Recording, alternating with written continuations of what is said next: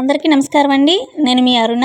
ఈరోజు నేను ఆంధ్రుల అన్నపూర్ణగా పిలువబడే డొక్కా సీతమ్మ గారి ఇల్లుని చూపించే ప్రయత్నం చేస్తున్నాను. ఒక్కసారి చూడండి. ఇదేనండి కనిపిస్తున్నదే సీతమ్మ గారి ఇల్లు. దీనిలో బయట వైపు ఉన్న గదిని పోస్ట్ ఆఫీస్ నిమిత్తం వాడుతున్నారు. మిగిలిన ఇంటిని సందర్శకుల నిమిత్తం చాలా చక్కగా ఉంచారండి. ఇక్కడ ప్రతి వస్తువు కూడా డొక్కా సీతమ్మ గారు వాడిన వస్తువులు చాలా ఉన్నాయి.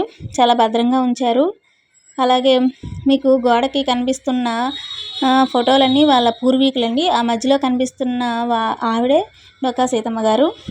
అసలు ఇంటికి వచ్చిన ఎవరికైనా కడుపు నిండా భోజనం పెట్టింది పంపించేవారు కాదు. అందుకే ఈరోజు మనం ఆంధ్రుల అన్నపూర్ణగా పిలుచుకుంటున్నాము. ఆవిడ వాడిన చెక్క పెట్టండి ఇది కనిపిస్తున్నది. ఆవిడ వాడిన రోకలి. అప్పట్లో మిక్సీలు ఏమీ ఉండేవి కావు. అయినా కూడా ఇంటికి వచ్చిన వాళ్ళకి కడుపు నిండా భోజనం పెట్టే పంపించేవారు. అంటే బ్రిటిష్ వారే ఆమెను పొగుడుతూ లేఖ రాశారంటే ఆమె గొప్పతనం ఒక్కసారి ఆలోచించండి. ఇదండి కనిపిస్తుంది. మొత్తం 4 గదులు ఉన్నాయండి. గదులన్నీ కూడా చాలా చల్లగా ఏదో ఏసీ రూమ్లో ఉన్నట్టుగా ఉన్నాయన్నమాట. అప్పట్లో పెంకుటిల్లు కట్టడం అలా ఉండేది. చాలా చక్కగా ఉందండి ఇల్లు అయితే మాత్రం. వీలైతే ఒక్కసారి వెళ్ళి చూసే ప్రయత్నం చేయండి.